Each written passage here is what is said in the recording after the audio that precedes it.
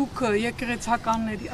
Նիկոլ Փաշինյանն ասում է, որ եկեղեցու դեմ չեմ պայքարում, այլ Ոչ մեկը չի պայքարում։ Խախտում կատարող սակրամությունը խախտողների դեմ։ Ամբողջ բանն է, որ դրա հրապարակային կրակոցները իրար, մարտերը իրար միջև վերածվում են եկեղեցու դեմի, այսինքն ինչու՞ չէ կարելի դա ինստիտուցիոնալ Ոչ, չի կարա ինստիտուցիոնալ, չկա ինստիտուցիոնալ ձևը, ինստիտուցիոնալ ձևը չկա։ Դուք ձեր հարցի մեջ պատասխանը դրել ում հետ հանդիպել նստել, տեսեք, մարդը ասում է, որ նման խնդիր կա, այնտեղից նույնիսկ պատասխան գոյություն չունի, պատասխան չկա դրա հետ կապված, դրա ձևը չկա,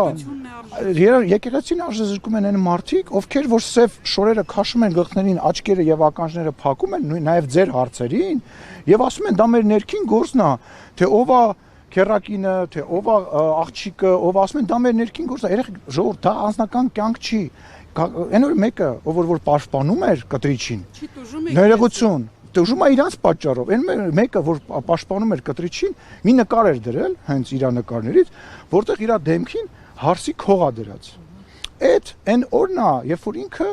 դառնում է կաթողիկոս, դա խորհուրդ ունեցող բան է, դա նշանակում է, որ իր կինը, իր հարսնացուն, իր անձնական կյանքը այլևս եկեղեցին է, բա չեք գալիս այս բաներից չեք հարցում ու ստացվում է մարդ, ով որ բարձրաձայնում ասում է, սենց խնդիր կա, բայց խնդիրը ինչու չեք լուծում, այդ մարդն է վնասում, հա։ Հիմա որ դուք հարցեր եք բարձրացնում ազգային ժողովի նախագահի դեմ կամ վարչապետի դեմ, դուք պետությանն եք վնասում, հա, չէ, դուք լրատվամիջոց եք, բացի լրատվամիջոցից Հայաստանի, այսինքն լռենք, ձև անենք, որ ոչ մի բան չի կատարվում, հա, վերջացավ։ Դուք հարց տվել եք, չէ՞ արդեն։